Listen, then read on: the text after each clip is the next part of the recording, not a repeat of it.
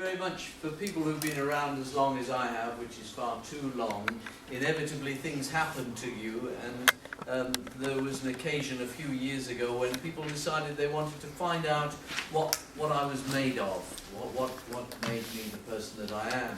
And they did a study, and amongst other things they came up with 3 people, not necessarily real people, but 3 characters that they thought summed up who I was. And those characters were Father Christmas, Robin Hood, and Machiavelli. And I wonder if that means that I qualify as a gangster. I would like to think so.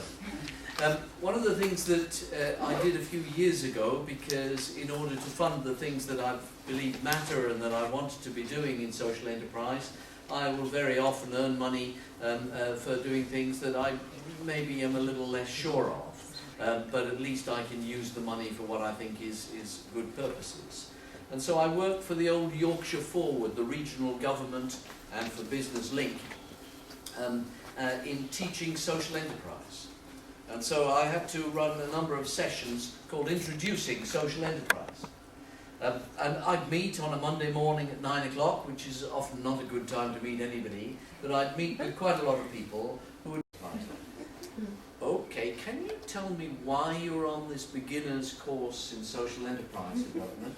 Well, you see, we were going to be made redundant because the other work, the funding for it ran out, and this was the only thing that was left because everyone was becoming a social enterprise advisor. So it is an absolute pleasure to be here today in what I think would have been a very good training for all those people who knew nothing and, to be honest, didn't care what they knew or didn't know about social enterprise as long as it paid their mortgage. Now that, to my mind, was not social enterprise training, whereas I would suggest that this is. And I'm not sure that I've got anything to tell you. I can certainly endorse a lot of the things that you've said. Briefly then, looking back, why did I start doing what I'm doing? I'm not going to give you 100 years of journey, you'll be relieved to know. But I went to my dad's retirement do, and he spoke to the assembled gathering about his time as a civil servant. He never wanted to be one, he wanted to be a youth worker, inspiring young people. But of his generation, he was obliged to do what he did in order to pay his way, and so he was retiring early so he could do all the things that he really wanted to do with youth work. He completed his speech, and everyone laughed because he was a funny man, he had a good sense of humour, and he did a little bow from which he never got up. He had a heart attack and died, which is quite a way to go on your retirement day. When I think back on it, I sometimes think it must have been pretty rough on the other guy who was retiring on the same day with him. Spoiled his party big style. Anyway, Dad went, and I thought, well, if that can happen to anybody, then I'd better decide what it is I really want to do, and do it now, because if I leave it until I'm 60-something, then maybe it will be too late. And so I decided that what I wanted to do came out of all the things I'd done in the past, which Osma has mentioned some of, and I kept coming across people in those jobs who didn't have employment and wanted it. They were normally people with a learning disability, a mental health issue, or some other disadvantage in the labour market. And I thought, I'd like to find jobs for some of them. And it just so happened that I found the plastics industry at the same time as they found me. And we distrusted each other on sight. But they needed somebody who would link the plastics industry with the community. They didn't really want to be doing recycling of household plastics. They wanted to be making the new nose cone for Concorde and things like that. But they said, well, friends of the earth are beating us over the head, calling us the dirty man of Europe, so we better do something. All we need is for a few years to show that we're doing something, and we need some sort of strange animal that we don't understand who will link community with industry. And they found me, and they got money. Little did they realise that the sort of money that they got, their back pocket money, was more than I'd ever seen or ever likely to see.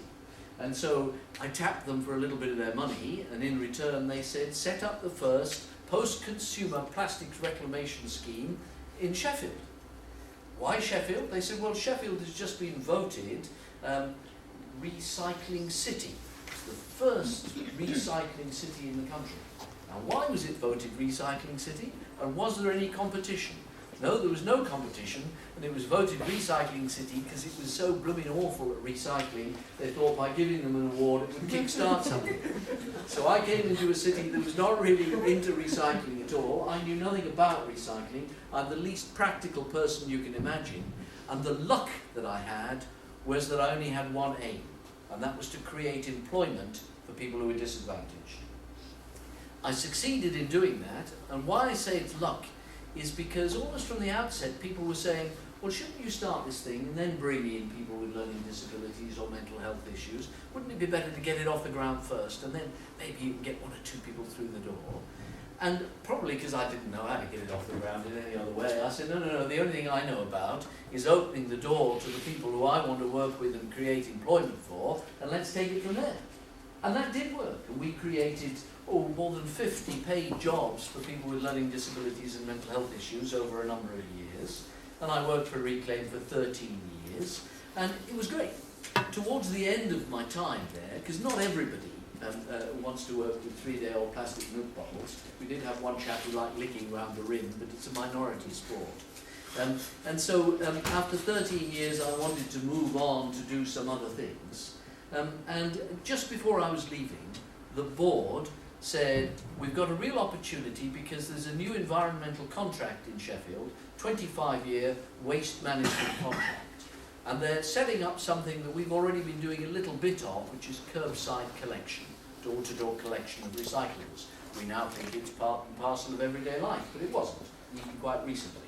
And I have to tell you that 25 years ago, there was no domestic plastic reclamation in the UK at all, because we were the first. And so they said, well, they're going to have 50 more lorries out in Sheffield every day collecting recyclables.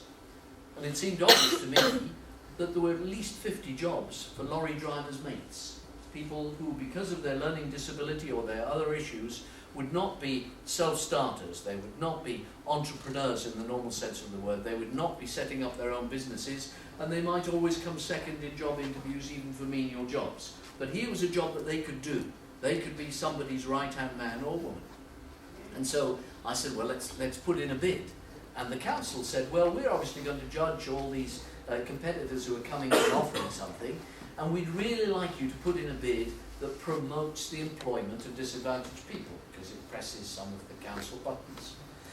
My board, and as I say, I was leaving at the time, and really was not to influence the board, said, you know, we really want this contract, it'll make a lot of difference to us financially, so what we'll do is we'll put in the bid without mentioning people with learning disabilities. As a result, our bid didn't stand out from anybody else's, and you won't really find anybody with a learning disability as a lorry driver's mate of all those vehicles that go around the city every day. What a wasted opportunity. Moving on from that, amongst other things, as you've heard, I set up Buster's Coffee Company. That was built around the aspirations of some people with a learning disability who sat around with cups of coffee, said they wanted to run a business, didn't know what a business was, a bank account was, profit and loss where, or anything, but happened to be drinking coffee. And so the only reason why it was a coffee business, because actually it's illogical to set up a coffee business. It's a really competitive area, as some of you know better than me. But nevertheless, they set up Buster's Coffee Company. And because there was a clear aim, a clear intention to work with disadvantaged people and create jobs for them, it succeeded. After a number of years, we not only had a coffee merchant selling fair trade coffee around the UK with a growing customer base, but also we set up a lot of cafes, Rotherham, Doncaster, Barnsley, Sheffield, Leeds, normally in NHS establishments. Worked really well to set all these cafes up. I then passed the business on some years ago, and the person I passed it on to, or the company that I passed it on to, said, listen, you're not bad, mate, you're not bad, you've done a few social things, that's okay, but really this needs to make money. We're going to make it make money. They then threatened the NHS, a daft thing to do really, and said, listen, unless you give us more subsidy, then we really are just going to close the cafes. The NHS said, bye. And so the cafes gradually, one after another, closed. All those cafes have gone now because they lost the soul out of the business. They lost the mission, the direction that it was going. So we really need a new Buster's Coffee Company now, I would say. At the moment, amongst other things, I've got a travel support business that employs 35 disadvantaged people as drivers who themselves move about 120 people with learning disabilities about each week to wherever they have to go. People with learning disabilities are normally frightened of taxis, normally frightened of strangers, and so they're really pleased to have the opportunity to know their driver, get on with the driver. But they don't think, oh my goodness, who's this driver? This person's got a mental health issue, they're depressed, or they've got an obesity issue, or they've got some other physical problem. They don't think that at all. They just think he's a nice person who I know who's going to get me safely from A to B. And so this works both ways. It works for the people who are travelling and also for the driver support workers who are doing it. So that's one of the latest things that we're involved with. Given the time, I think all I want to do now, having maybe just endorsed really with the examples I've given, some of the excellent examples that you've talked about throughout the evening, is just to read something to you, and I'll finish with this. It is a lot easier for me, my background's in theatre and drama, and so it's a lot easier for me to stand in front of an audience and be asked, can you tell a story? And so I'll tell a story. That's fine. To be asked, as I was 10 years ago, will I please give a vision of the future? That's trickier, because I have to see the vision, I have to believe in the vision, and I have to sell the vision to other people. I also have to write it down, instead of just going into the memory bank and saying, let me tell you another one. And so I wrote this, and the reason why I'm telling you tonight is because for me, it still resonates 10 years on, and perhaps it will with you. I've just changed the date, as you'll see. Disabled people in work, a vision of the future. It's a Monday morning in April 2017. England have just been beaten by Turkey in a World Cup qualifier, and it's raining. You're looking forward, as usual, to a hard day of work at the office, although there is the thought of a meal and a theatre visit in the evening. The kids are rushing around looking for their school bags and their gym kit. You leave the house to get the bus. It's one of those buses with a platform that can be lowered to the ground to help you get on. They're all like that now. The local social firm that makes them makes good use of its team of disabled advisors, many of whom are on the payroll, to keep in touch with customer demands. You remember, it's the day that the washing machine repairman is coming to your home. He's pinpointed his visit to between 9 a.m. and 6 p.m. as usual. So you phone up Home Sitters, the social firm agency that provides someone to wait in for him, to confirm they have the spare key and someone on their way. You wonder who they'll provide this time. A person with severe learning disabilities, or someone recovering from a mental health problem, or possibly that blind woman again. Anyway, the agency has your instructions and they've never let you down. You reach the office and sign in, noticing that Derek was in at 3 o'clock this morning, and yesterday, and the day before. He must be in one of his manic phases. Oh, well, at least he'll be getting on with developing the database you need. He may even get it finished before he throws another wobbly. He'll have built up so many hours in lieu he can wobble till Christmas if he needs to. The phone rings. It's the social firm bakers wondering what sandwiches and savouries you'd like delivered at lunchtime. You go for the avocado and bacon on cheese bread with a salad made of locally grown ingredients from the social firm community garden. You resist the savoury. They do make good cakes though, so you plump for a piece of Manor and Castle Gatto. Before you get down to work, you phone Destinations, the social firm holiday and conference agency, to see how they're getting on with arranging your wheelchair-accessible murder weekend in October, not to mention your family trip to Costa Plenty. All is well, so you do good morning's work on the computer before taking the lift to Jim Jiminy's, the social firm gymnasium in the basement. A workout with excellent instruction on the new apparatus from a guy with one arm, a shower, and back in time to chat with Jenny, the learning disabled young woman who brings you your lunch. She loves her job and tells you she's saving up to get married, but hasn't met the right man yet. You get ready for a team meeting and phone the social firm carpool to make sure the hire car you need for the evening has been valeted. Of course it has. They're so keen. It's a pleasure doing business with people like that, and amazing that they'd all been unemployed for so long before social firms appeared. After the team meeting, there's just time to sort out your emails and to order a birthday card online from Made in Heaven, a social firm craft centre that's out of this world before you pick up the pool car and drive out of town to Perfect Sight, the social firm pub restaurant that has been designed by blind people and is managed by blind people. A blind waiter shows you to your table, and there's a chance to soak up the atmosphere before your companion for the evening turns up in a social firm taxi. Isn't it great to be able to rely on transport after all those years of abuse and poor service? The meal is great and you restrict yourself to 1 pint of Old Don, the beer brewed at Quartz, the new social firm brewery on the edge of town, so as not to go to sleep at the theatre. Excellent seats, excellent show. That social firm theatre group can turn their hand to anything, and you never thought you'd see the day when the Friends Romans countryman speech could be delivered so powerfully from a wheelchair.